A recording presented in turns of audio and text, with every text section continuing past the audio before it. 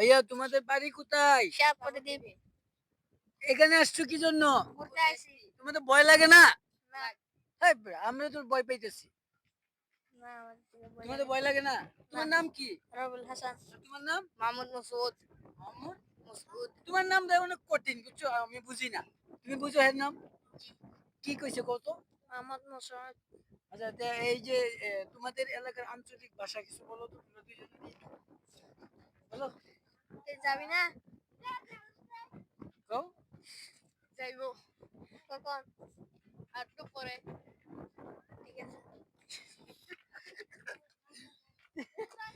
ওরে কথা বলতে চাইতেছে মানে লজ্জা পাইতেছে বুঝছো?